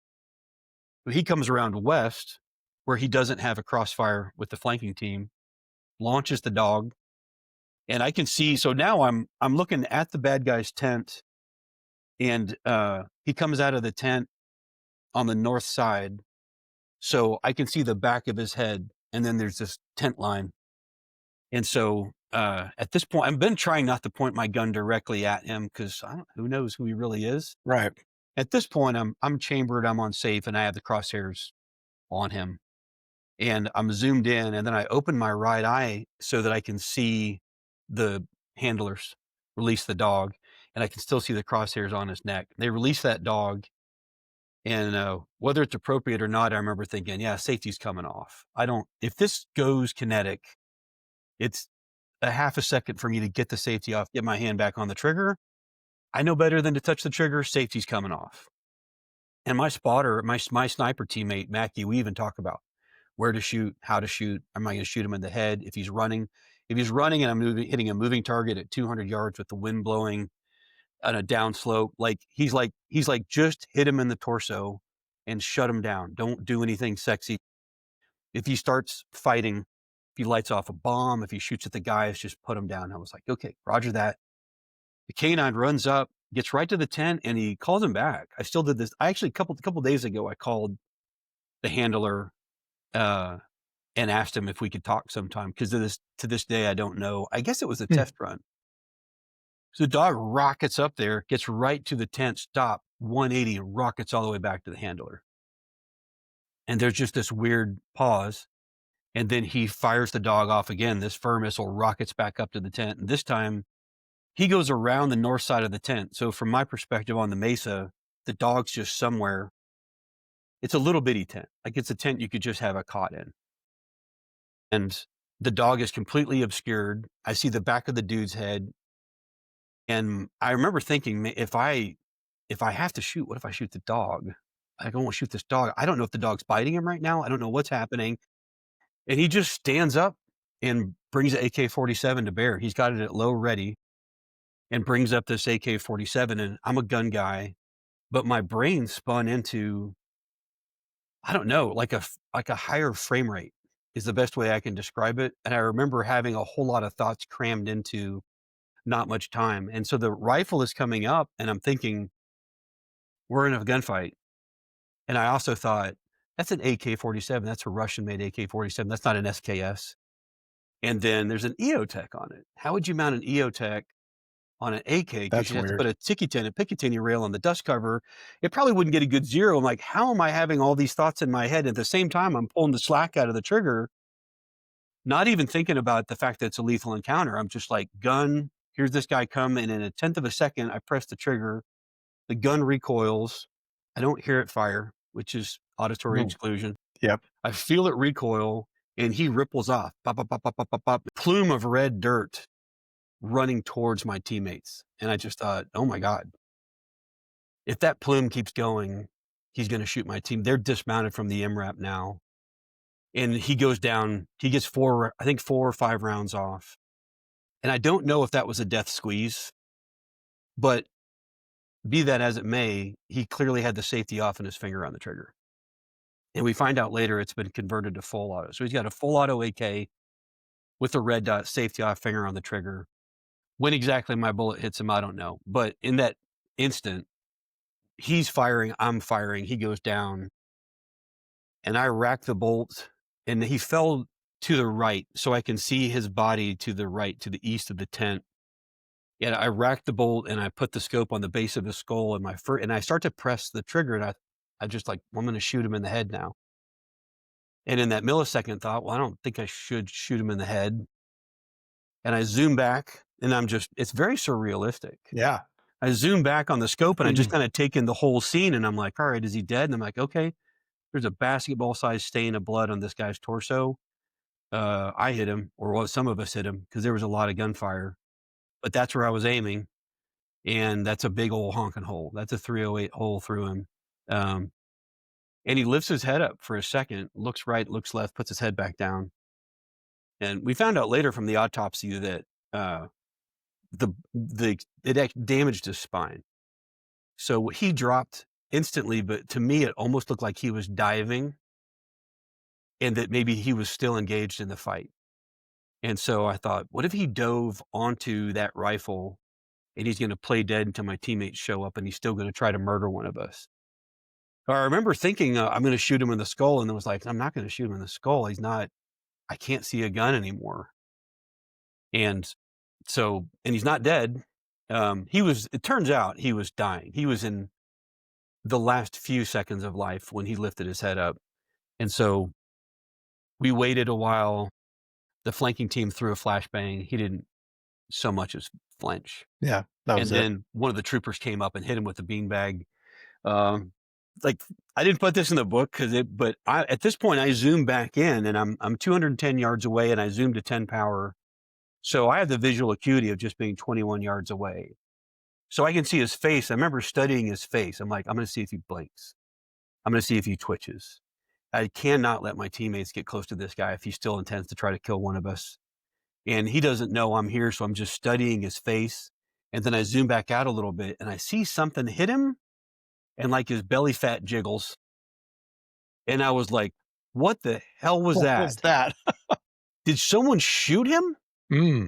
And, my teammate, Mackie, was like, nah, the trooper's hit him with a beanbag round. I was like, oh my God. I really was like, did someone just like, was that a coup de grace? Which it wasn't, which is why it's not in the book. Yeah. But I remember thinking, I hope there's no way someone just shot him. So they hit him with a beanbag round.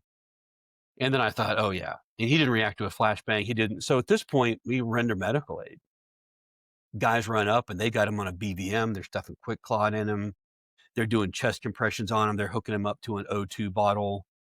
And then the ambulance on scene, and they can't get anywhere remotely close. But I remember putting my rifle on safe, unloading it, getting out my binos and sitting there just kind of watching it unfold and just heroically trying to save his life.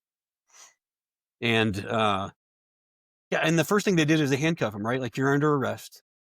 You bombed a place of worship and you shot at us. And now we're going to try to save you. So we're going to put these handcuffs on because you're under arrest. And now we're going to give you all the life-saving aid we can possibly give you. And they couldn't get him to the ambulance. So I remember my teammates, jocked up, armor, 31 hours out, and we've been out all night and all day, and they are running him a couple hundred yards to get him to this ambulance. Yeah. And he, in hindsight, if a surgeon had been there on scene, they couldn't have saved him. The autopsy showed that 308 round, they found just shrapnel. It broke into 2-3 dozen pieces and punched through a bunch of organs, and then the expansion damaged his spine. So, but it's still valiant. Like it meant a lot to me to see the guys out there. Just they were doing everything they could to save a life for a guy that really wanted to kill a lot of people. That's right. Well, that's what we do. That's what a quiet professional does. Yeah, absolutely. It's been 14 years. How have you worked through all that? You're a man of faith. That's a lot. How have you worked through that? Um, a lot of different things. I kept most of it to myself for most of my career. I remember asking I remember calling an EAP counselor and being just super disappointed that they didn't have the capability or the interests of. I just kept reliving it. Um, I wasn't sad. I wasn't depressed. I just had the same night every night I had the same dream. Like I was just watching, like someone had recorded the whole thing, and I remember wake up and I'm like, huh, same dream. All right. And then a week or two into it, I'm like, it's weird. How long am I gonna still dream about? And then meanwhile, I went back to work. I was running cases and sources, and we were doing SWAT ops, and uh kind of made some hints, like my supervisor and people about like, what if I talk to someone, just make sure, I don't know how I'm supposed to feel. No Yeah, one's We had this one sort of EAP meeting with the whole team, and then a couple guys came out. I think it was an agent, the support guy, and they just were like, "Hey, this is stressful, and if you need anything, ask." And then they left. That was the end of that. They told us not to talk to each other because it's a crime sure, scene. sure. And I went and had my hernia surgery, so now I'm out for 2 or 3 days. 2 or 3 days into it, the inspectors are calling. They're like, "Hey, we need to talk to you." And I'm like, "I'm still on narcotics." I ended up interviewing the inspectors for the shooting review board with full blown narcotics on board. And I just told them, like, I am in so much pain. I don't think I can not take my painkillers. I don't know if it's a Percocet or whatever. And they were like, they were like, "We've literally interviewed everyone. They've climbed to the top of the mountain. They've got your brass from the top of the mountain. We've got your gun. We've collected all the video. Like, we have everything but the sniper's interview. We have your spotter's interview, of everything." And I thought they were great. I told them the whole thing. I called the Agents Association. They weren't helpful at all. I called FLEOA, and they were amazing. Yeah, FLEO was like, "Yeah, roger that. We already have a dude." He'd already come and gone. So a dude already come from Florida while I'm down in the hospital, came and went. And the inspectors came to the RA. I had to get a ride to get my wife to drive me to the RA because I got Percocet on board. And those dudes are like, "All right, let's get into this." They start doing the interview, and my phone is blowing up, but I'm trying to be courteous. And so my phone, it must vibrate 30, 40 times. Well, it's not only the FLEOA rep saying, "Shut up, you need to have me in here." They were with you, at least on phone. My supervisor in my ASAC, Brian Botig, probably the best ASAC I ever had, he's texting me saying, "Shut up. Don't do this without an attorney." I do the whole interview, no attorney, and it's fine. It's perfectly fine. Like, they were cool. Mm. They were like, "Everything you said matches everything we said." At the very end, the dude like sets down his pencil and paper, and he's probably a 14, maybe a 15, I don't know. And he just goes, "Are you okay?" And I go, "Yeah, I think I'm fine." I mean, I shot a bomber a couple days ago. I had hernia surgery and I've been on narcotics for 3 days. So I guess I'm fine. And then, but so yeah, weeks later, I just kind of pushed it down for a long time. sure. Yeah, Weird reactions. Like, some people were like, "Oh, hey, I heard on Glass Mountain, you guys got in trouble because you shot that guy too many times." What are you talking about? yeah. Nonsense. Yeah. And other people were like, "Well, I don't really want to talk to you because I heard you might be in trouble for that shooting." I'm like, I gotta. My So gosh. it took him like a medal. It took us a year to get the medal, and then that really helped. People were like, "Oh, you got the Shield of Bravery." It I'm like, was "Yeah, legit. yeah," and they were like, Yeah, "Oh, so it was a good shoot." So I do wish in hindsight the SAC or somebody would have just fired off an email and said, "Hey, our guys did a great job. We're lucky that our team's well trained. They prevented yeah. the loss of life. There's going to be a long investigation, but you just need to know these guys did great." So, and then when I retired, I really started to process it for the first time. And I think that's why I wrote Glass Mountain. I wanted to write the whole story out. and I wanted to reread it with my own eyes and then give it to friends and have them read it, and that's what led to the book. Well, what a great story of uh, protecting your fellow man, your teammates. I mean, that guy made his choice. Mhm. And by the grace of God, you made it up there. I mean, he with an AK, he could have killed 3 or 4 of your guys, Yeah, easily. absolutely. Yep. So thank God you were there. And I've realized after retiring, I've started to remember things that I didn't remember before working the street or calls or SWAT jobs. Because I put it in a box too. I push things back, and now they're starting to be revealed, and you just have to work through that. I mean, Mhm. I felt called to do this job, and I was trained just like you were. It was my profession. It's not who I am. It's just what I did. And, you know, we're, it's a calling, Mhm. and Right. it's just something, unfortunately, people make poor choices, and we're the ones that have to go deal with that. So, well, tell us about your, you've got an audio book now. This is all done. Is that Yeah, out? I Okay. did, it should be out next week. I had a lot of requests for an audiobook, and, several people said, I need to be your voice." I was like, "Nah, that's a bad idea. I have no idea what I'm first of all, I don't know how to write a book. I just wrote it. I don't know anything about how to market any of that. I definitely don't, but I do love audiobooks. I mean, I devour audiobooks. I hike every day and I listen to audiobooks, podcasts, new version, whatever, And so I found a really good studio in the metro area and just hired a guy. I tried to do it myself a couple times. And like we were talking about earlier, the editing, man, like there's just squiggles and I'm trying to figure out, wait, where did I make a mistake? Let me go back and so I'm like, I'm gonna hire a really good studio and just go in and read it and let them edit it. And so they did it. They did great. They knocked it out. It's very it makes me feel very vulnerable because I get really emotional during a couple parts of the book.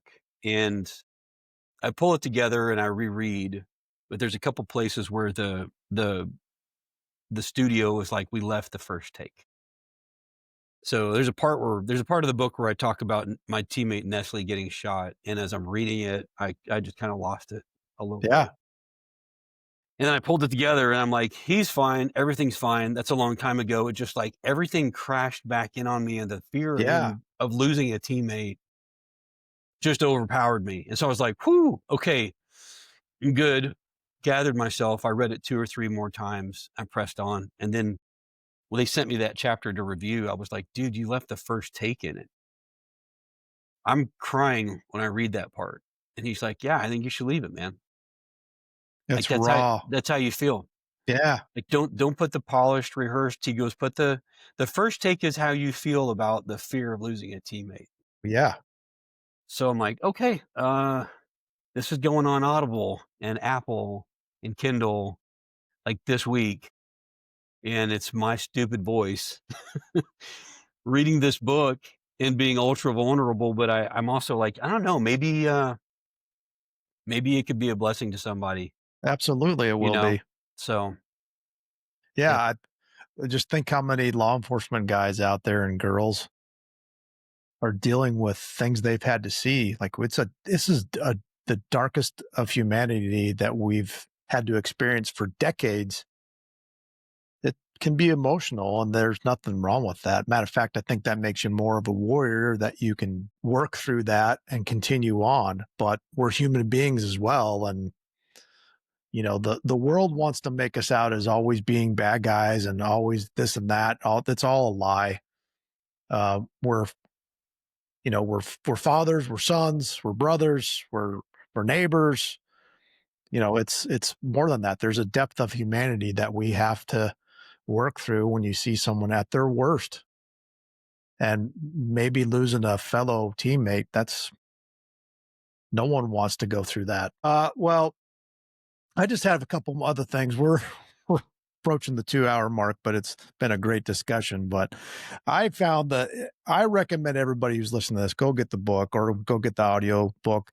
For me, as a FBI SWAT guy, or I was a state local SWAT guy too, the stories really brought me back to the team that I was so familiar with. All the fun times, all the joking, all the ridiculousness, just the nonsense, which is what I miss the most.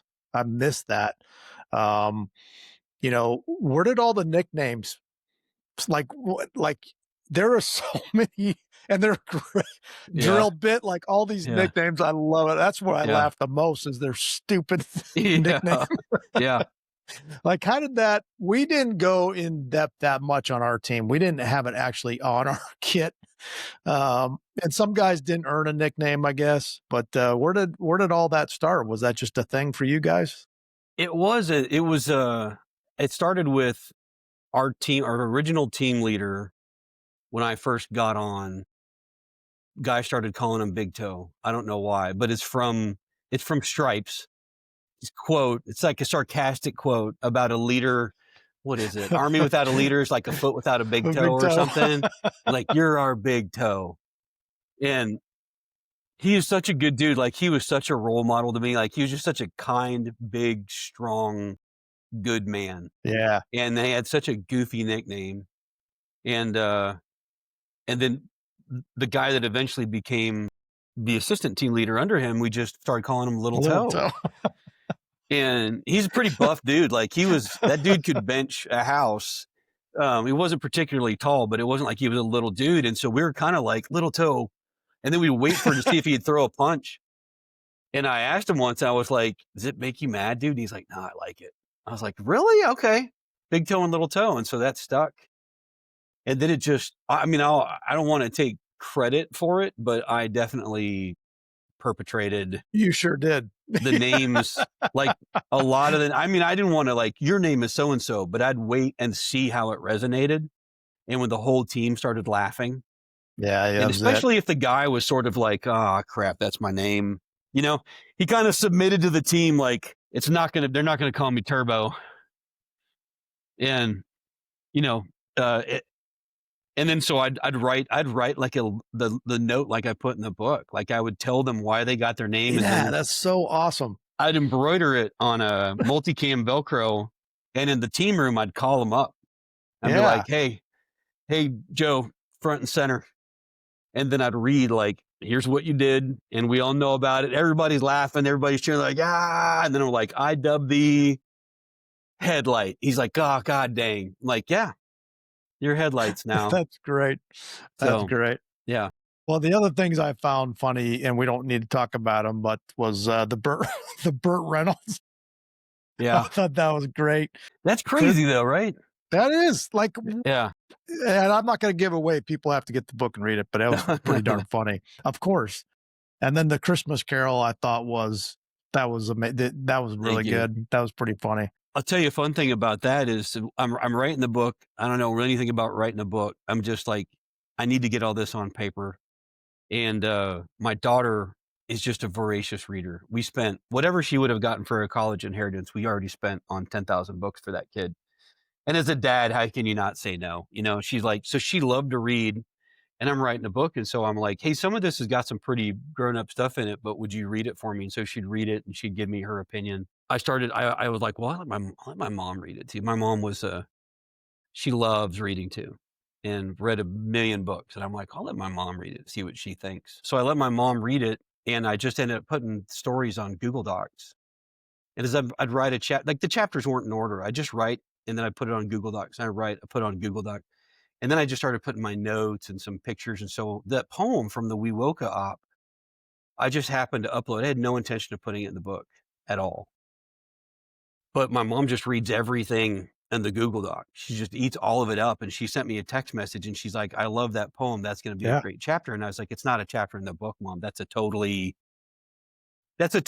inside joke for the team from this op. And she's like, well, then write it. I'm like, it's too goofy. It's too silly. And and looking back, it's kind of, so I ended up writing the book chronologically. The ops happen in order, and Wewoka kind of falls in the middle. So it kind of, it kind of makes for good comic relief. There's a lot It of really does. serious stuff in the book. Yeah. So it really worked out. Like, it was just happenstance and good fortune that my mom read it. Was like, hey, write the whole story so the poem makes sense. And Yeah. yeah, Well, it's like our careers. There's danger, there's ups, there's downs, there's sad days, and then there's stupid, ridiculous, funny things that you just always remember, that just make your career. That's the best part. Like I said before, I miss my squad bay with our desk cubicles with my other 7 bomb techs that I was responsible for. Once the banter started, it was just no holds barred. It was amazing. You'd best not be the one that starts something because you're just going to get piled on. And the memes that came from that, I have a book. It's a book of memes that my buddy put together and gave it to me as retirement gift. that is beautiful. It's just like those are the best, and I love all those guys. I would die for all of them. They were just amazing men. That's the other great thing about working at the bureau. You meet some amazing people, men and women, all over the place that you wish you could be even more like. Um, so that was the other thing I wanted to talk about. But where do you see yourself in the next 5 to 10 years? I'd like to see myself working less. I I feel really led to write more. I feel very like where I'm supposed to be. I'm still running a firearms training company, and I feel like there's a lot of benefit just firearms safety. And I run a company that does apparel for FBI, and those are good, and I enjoy them, and they make a little money. They help me stay connected to people that I enjoy being connected with. But You want to the mention those here? the company, Yeah. yeah, Cobalt Ballistics is my firearms training company. And, I do admittedly cater mostly to military and law enforcement, but I do one-on-one lessons. I've done some concealed carry, group classroom stuff, but what I really love is teaching and watching one shooter flourish. And in a big classroom setting of a dozen people on the line, 2 dozen people on the line, they can get some good training, but I can't really watch one shooter get to be really comfortable with it. So I do a lot of one-on-one training for non-Leos, non-military. Um, and the clothing line just spun off of I just started making silly shirts. I made like a Halligan's locksmithing shirt, and it has a Halligan tool on it. Yeah. And guys like breachers all over the bureau and firefighters, a bunch of firefighters. They were like, because Yeah. if you don't know, you don't know. Right. And I did a peace love, and then the sniper Sierra symbol, like a peace love sniper shirts, and then it turned into some offices were like, hey, will you do 10,000 t-shirts in 3 different colors and all Wow. sizes for the Seattle FBI. So I got FBIRA certified. So I started doing major screen printing. So that was fun because I got to talk to guys in all different divisions. Yeah. But the writing, I've gotten such feedback. Like, just, it means a lot to me how many people have said, you have to write another book. You've got to keep doing this. So I have a lot of ideas going. One of them is, the idea is called Shields of Bravery. And I've been investigating all the men and women that have gotten medals in the Bureau, and called the Bureau historian, Bureau librarian, the medals office. Shockingly, no one seems to really know all of the people that have gotten medals for heroism in the Bureau over the last 120 years. Yeah. That's a really, really big, daunting project, but Yeah. I'm working on it. I've been interviewing. Just yesterday, I interviewed an agent who came in '69, helped stand up SWAT, stand up HRT, Yeah. Tass Bailey, a legend. Wow. Plank holder. Yes, and, I got to talk to a lot of plank holders about the good, and then there's a lot of really solid dudes that are, you know, they're getting older and they're sharp, and they need to be interviewed now. Yes. So I've interviewed the history of the Bureau, the Shields of Bravery, and then I've actually started a 3rd book because I can't sit still and I don't know how to manage my time or enjoy myself. And I started writing about my top investigations. So bombing cases, fugitives. A lot of people have said like, "Hey, thanks for all the cool SWAT stuff, but tell me about a case being unfolded." So Yeah. I'd like to publish one of those in the next few years. And who knows what will happen after that. I stay really, really busy with my community, and I love that. So, yeah. I always end, and I'm going to do this a little differently, but my last question for you is, what is one piece of life advice that you could give that you've used to help you win at life? I would say being vulnerable enough to actually be yourself is it is hard and it's dangerous and it can backfire. But even even running in sources and informants in the bureau, I would invest myself, in who these people are and what makes them tick. In friendships with like my friends at the police department here, like I tell them when I'm having a really bad day or when I'm struggling with something, and those friendships flourish. Those relationships with my teammates, like the thing that I think really forged us as a team is that we had those same bad days at the same time at the same day. And I could go to those guys and go, "Hey, I don't know if I'm doing okay." And then a day later, they could say, "Hey, now me." And we could just sit down and talk. We could pray together. And so I don't think I ever intended it as a strategy to be successful. But looking back on my life, all the times that I thought, man, I'm being way too vulnerable. I need to put up a facade, show the world how tough I am. It actually worked out just fine to just say, like, this is the real me. I'm broken and I don't do things well, but the real me. Yeah. That's I think that's a better way to live life, even if it feels dangerous. Yeah. That's a great piece of advice.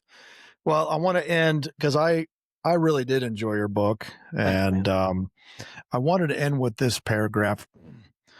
This really spoke to me because this was it was like along the lines of my career, and I still have some of the same things. But in addition to being great teammates, they were great friends. Mackie and I and our wives endured the toddler terrible twos together. We all attended Dangler's father's funeral. We sent gifts and visited K2's son after he broke his leg. We all hung Christmas lights on Wiley's house when the FBI sent him to Afghanistan, embedded in a military combat unit for 3 months. Together, we spent a day moving Twilight's kids' swing set when he got a new house. Last year, I shoved my fingers deep into Nestle's upper thigh muscle to stop him from bleeding out from a bullet that had cut through his armor. The team sent books and toys to Vulture's son when he was hospitalized for a suspected brain tumor. Vulture's son and Twilight's daughter would grow up together and date in college. Rusty and Jimbo flew to Walter Reed Hospital and spent 2 weeks with our teammate White after his Hummer flipped in Afghanistan. White broke both legs, and his rifle barrel punched a hole into his armpit and out his back. We would all attend Febreze infant daughter's funeral with our wives, wearing black suits with pistols under our jackets and holding pink balloons. You know you are part of a special brotherhood when you walk through all life together, the good and the bad. These guys were more than just teammates. They were wonderful dads and husbands. They were my family. And I thought that was great. That was raw. That made me just appreciate my team and my guys, that we had similar experiences that I miss. They're in memories. I can pick them up and call them, but it's different now. Jeremy Rebmann, thank you so much for the book. Thank you for meeting with me here. And I wish you all the best, brother. Thank you, brother. Thanks for having me. I appreciate you.